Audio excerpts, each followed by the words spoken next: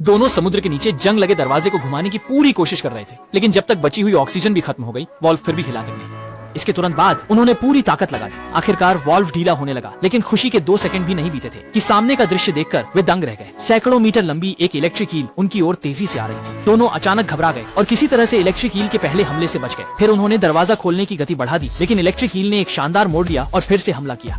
खतरे की घड़ी में उन्होंने पागलों की तरह वॉल्व को घुमाया, फिर जोर से उठाया और आखिरकार भारी स्टील का दरवाजा खोल दिया। छोटा शुआई तुरंत केबिन में घुस गया और जैसे ही इलेक्ट्रिक ईल करीब आया, कियांग भी जल्दी से केबिन में प्रवेश कर गया और एक संकट से बच गया। केबिन के अंदर छोटा शुआई ने तेजी से दबाव रिलीज वॉल्व दबाया। जैसे जैसे पानी का स्तर धीरे धीरे कम हुआ, दोनों ने आखिरकार गहरी सांस ली। वे अंतरिक्ष यान के नियंत्रण कक्ष में पहुंचे और तुरंत अंतरिक्ष यान को चालू कर दिया, लेकिन इंजन केवल 3 सेकंड के लिए ही चला। फिर बिजली पूरी तरह से खत्म हो गई और वह फिर से शांत हो गया। सावधानी पूर्वक जांच के बाद पता चला कि यह उड़ान यान की बैटरी की कमी के कारण था और इसे फिर से शुरू करने के लिए कम से कम कुछ किलोवाट बिजली की आवश्यकता होगी। तभी खिड़की के बाहर की रोशनी ने दोनों का ध्यान आकर्षित किया और मजबूत भाई के पास एक अद्भुत योजना आई। वह बाहर की विशाल इलेक्ट्रिक ईल का उपयोग करके उड़ान यान को शुरू करना चाहता था। इसलिए मजबूत भाई ने उपकरण पहन लिया, मछली पकड़ने की बंदूक ली और पूरी तरह से तैयार हो गया। तभी विशालकाय इलेक्ट्रिक ईल अचानक प्रकट हुई। मजबूत भाई ने सही समय देखा और तेजी से मछली पकड़ने की बंदूक खींची।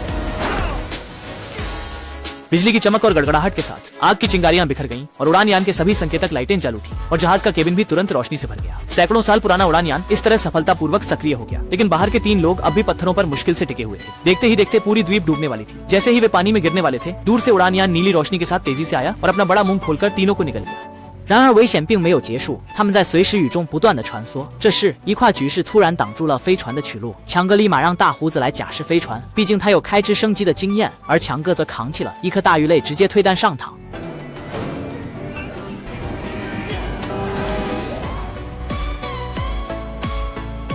就在这千钧一发之际，准确的命中了尸块，众人成功的逃出升天，又一次避免了危机。उनके इस बार के भूगर्भीय रोमांचक यात्रा भी पूरी तरह से सफल रही। ये एक बहुत ही कल्पनाशील विज्ञान कथा फिल्म है, जिसमें विशेष प्रभाव भी बहुत ही वास्तविक है। इस प्रकार की फिल्में पसंद करने वाले दोस्तों को मूल फिल्म देखनी चाहिए। हम अगले एपिसोड में फिर मिलेंगे।